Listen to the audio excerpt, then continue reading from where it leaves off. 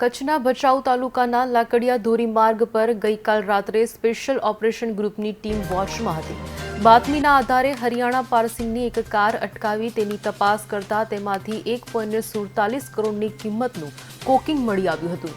Team દ્વારા કારમાં સવાર 4 શખ્સને NDPC એક્ટ હેઠળ કહી શકાય કે અટકમાં લઈને આગળની કાર્યવાહી માટે પોલીસને હવાલે કર્યા હતા।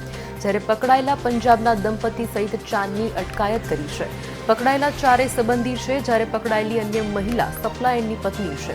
પૂર્વ કચ્છ પોલીસ વડાની સૂચના અંતર્ગત ગઈકાલે તારીખ 28ના આદિપુર કચેરીથી પોલીસ ટીમને કહી શકાય કે સામખિયાળા તરફથી પેટ્રોલિંગ માટે રવાના કરવામાં આવી હતી।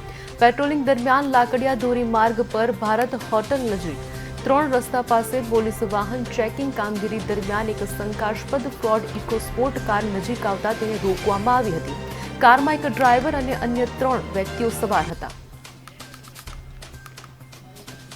એમની સાથે સાથે જે બીજા 2 લોકો હતા એ બંને હસબન્ડ વાઈફ છે, જે વોન્ટેડ છે એમના સાળા અને સાળી છે।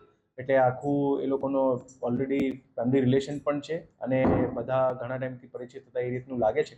પણ પોલીસ દ્વારા અલગ અલગ એંગલમાં અત્યારે તપાસ ચાલુ છે અને કેટલા ટાઈમથી અને કઈ રીતની એ લોકો ડિલિવરી કરતા હતા એની પણ પોલીસ દ્વારા તપાસ કરવામાં આવી રહી છે। પ્રાથમિક વિગતોમાં આવ્યું છે અત્યાર પહેલા કેટલી ડિલિવરી આપી છે તો એવું કંઈ કચ્છમાંથી કંઈ મળી શકે? એમની હવે રિમાન્ડ લેવામાં આવશે અને રિમાન્ડ દરમિયાન જે કોઈ વસ્તુ નીકળશે એ આપને જાણ કરવામાં આવશે।